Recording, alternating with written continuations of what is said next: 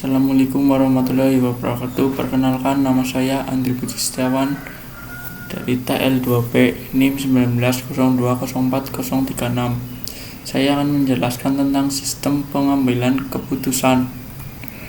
1. Kata pengantar. Pekerjaan seorang pimpinan atau manajer tidak lepas dari pengambilan keputusan.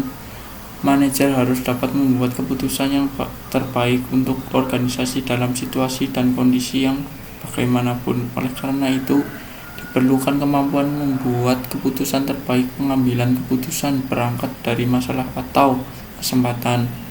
Keputusan dibuat untuk memecahkan berbagai masalah yang ada dalam usaha memecahkan suatu masalah. Seorang pembuat keputusan, pimpinan atau manajer mungkin membuat banyak keputusan. Keputusan merupakan rangkaian tindakan yang perlu diikuti dalam memecahkan masalah untuk menghindari atau mengurangi dampak negatif atau untuk memanfaatkan kesempatan.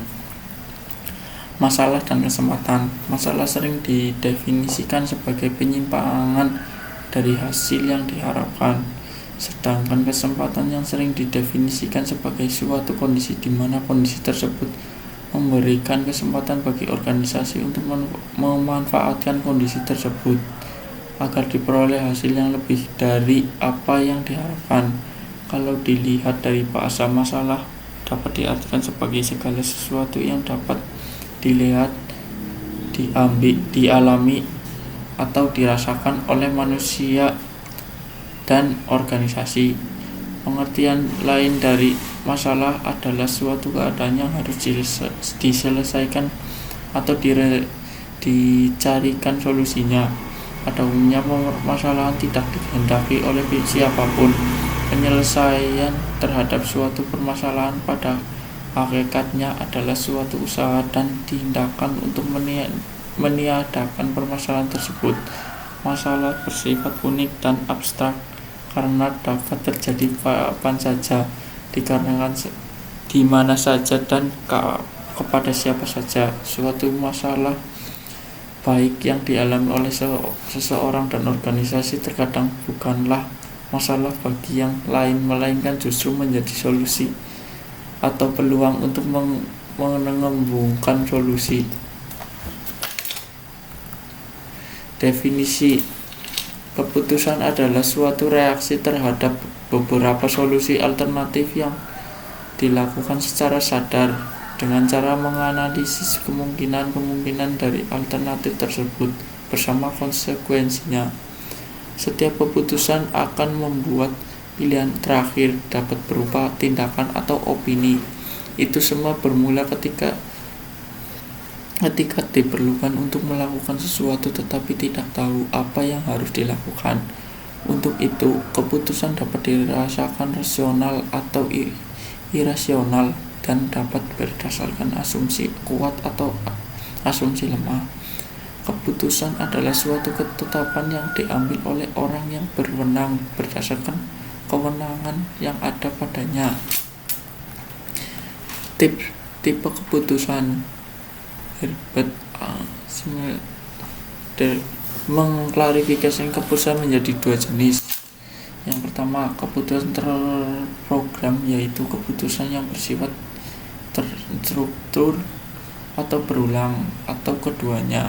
Keputusan dapat diprogram atau direncanakan jika keputusan tersebut mempunyai karakteristik yang berulang dan rumit serta telah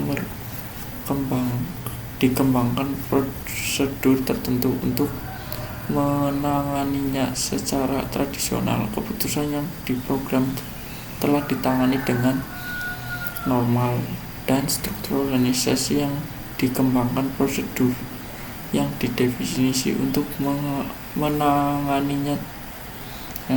Contoh, pembuatan KTP yang tahap-tahapnya sudah jelas, pengambilan uang di bank, penanganan pasien di rumah sakit, pemesanan tiket, penerimaan mahasiswa baru, rekrutmen tenaga kerja baru di pabrik, quality control di pabrik, dan selain sebagainya. Keputusan program dapat diselesaikan dengan beberapa langkah, antara lain norma, prosedur kerja, struktur organisasi, atau middle of lower management. Yang kedua, keputusan tidak terprogram, yaitu keputusan yang tidak terstruktur atau tidak berulang, atau keduanya, ya suatu keputusan tidak diprogramkan, manakala keputusan tersebut perlu membuat keputusan yang terbaik dalam segala situasi dan kondisi dengan menggunakan model keputusan yang ada. Contohnya, karena ada bencana gempa bumi, banyak nasabah suatu bank mengalami masalah kredit macet sehingga bank harus mengambil keputusan untuk mengatasi masalah ini. Keputusan tidak terprogram diselesaikan dengan langkah-langkah, antara lain proses pemecahan masalah umum, pertimbangan, kreativitas top management,